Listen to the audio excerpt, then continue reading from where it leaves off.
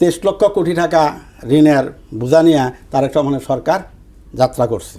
বাংলাদেশের অর্থনীতি কিন্তু প্রায় অনেকটাই পঙ্গুত্বের দিকে মধ্যে আসছে এবং সব ব্যাংকগুলি কিন্তু আপনার দেউলিয়া হওয়ার মতন অবস্থা আছে। কোনো ব্যাংকের যে বর্তমান যে অবস্থা, যদি ডিপোজিটাররা যদি তার ডিপোজিট উঠায় নেয় তাহলে কোনো ব্যাংক চলবে না বাংলাদেশে, এই অবস্থা।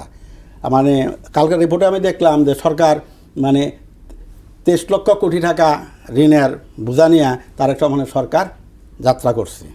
এটা সরকারি মানে বিদেশি এবং বাংলাদেশি। 28 লক্ষ কোটি হ্যাঁ, টাকা আর এর মধ্যে 28 লক্ষ কোটি টাকা কিন্তু হাসিনা পাচার করেছে। 1500 এই 23 লক্ষ কোটি টাকার মধ্যে কিন্তু আপনার প্রায় 190 বিলিয়নের মধ্যে সরকার কিন্তু বিদেশি ঋণ এখন 115-16 বিলিয়ন।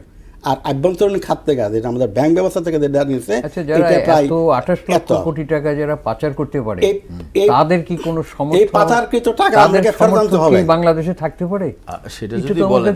হ্যাঁ, আমার হলো যে ইন্টারিম গভর্নমেন্ট, আমাদের আশা ছিল যে ডক্টর ইউনূসের ইন্টারিম গভর্নমেন্ট এই পাচারকৃত টাকা ফেরত আনার ব্যাপারে একটা দক্ষতার পরিচয় দিবেন, কিন্তু ওই টাকা পাচারকৃত টাকা ওনারা কতটুকু করতে পারছে আমরা জানি না, কিন্তু দৃশ্যত আমরা কোনো কিছু দেখতে পাই না। এই সরকারকে কিন্তু যেহেতু নির্বাচিত সরকার, তাদেরকে খুব শক্তভাবে এটা মানে বিদেশের সাথে বার্গেনিং করতে হবে।